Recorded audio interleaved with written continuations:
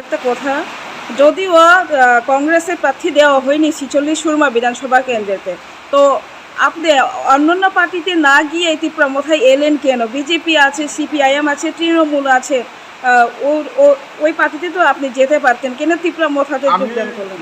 মনে করি আমার কাকি আছে, মা আছে, বাবা আছে। মা ছাড়া কি মাসির লোক আমি থাকতে পারবো? এটা আমার সম্ভব না। আমি মামা দিয়া আমার কোনো বিশ্বাস নাই। আমি আমার কাকারের যেন আমি বিশ্বাস করি, তাই আমি ত্রিপুরা মাথাকে আমি পছন্দ করছি। তাই আমি বিজেপিটা আমি তেমন ভালো পাই না, তৃণমূলটা আমি ভালো পাই না, বামফ্রন্টে তো আমি একদম দেখতেও পাই না। পঞ্চায়েত ইলেকশনে আমি কংগ্রেসের প্রার্থী ছিলাম পরে আমার এই মনো যেমন বাড়ি ঘরে তো আক্রমণ করতে পারে না, আবার আমার বাড়ি ঘরে তারা আক্রমণ করা তারা তেমনও সাহস হয়, কিন্তু মোবাইলের দ্বারা আমার হুমকি দিচ্ছে যে তোমার মেয়েরে কিডন্যাপ করবো, তোমার ছেলেরে কিডন্যাপ করবো। হুমকিটা কে দিল?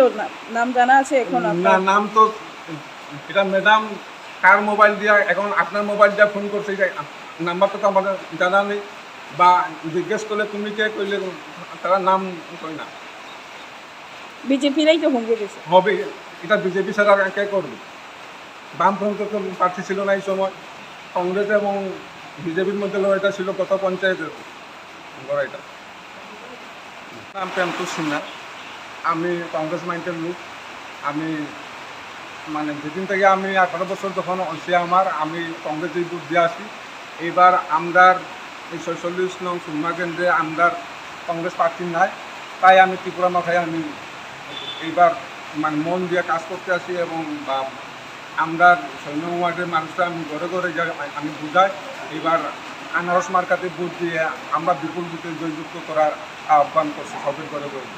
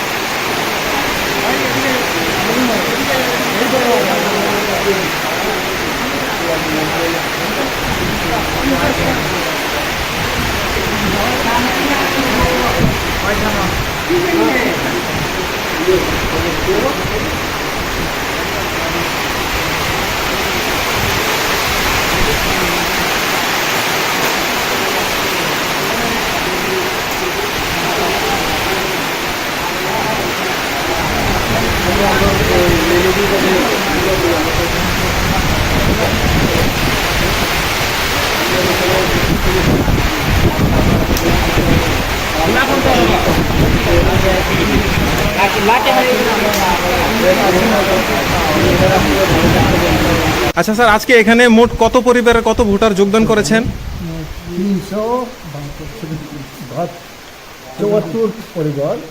374 পরিবার, 882 ভোটার আছেন। এটা এখানে বর্তমান যেগুলি ভোটার, এবং তার মধ্যে এখানে সব পরিবারেই ত্রিপুরা মথা আসার সিদ্ধান্ত ওনারা নিয়েছেন, এবং আমাদের বিশ্বাস এই কেন্দ্রে আমরা 100% আমরা ভোট পাবো, এবং সব ভোট ত্রিপুরা মথার ক্যান্ডিডেট বাবুরাম স্বপ্নমের পক্ষে, যে ত্রিপুরা মথার মনোনীত প্রার্থী, তার পক্ষে এই ভোট যাবে।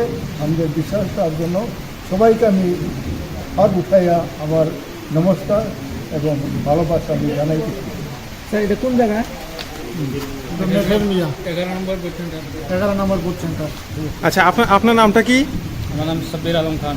তো আজকে এখানে আপনারা যে যোগদান করেছেন, আপনার কাছে কেমন লাগছে ত্রিপুরা মথায় যোগদান করে? খুবই ভালো লাগছে। আগে আপনি কোন পার্টিতে ছিলেন? ভারতীয় জনতা পার্টি। তো ওই পার্টি কেন ছাড়লেন আপনি?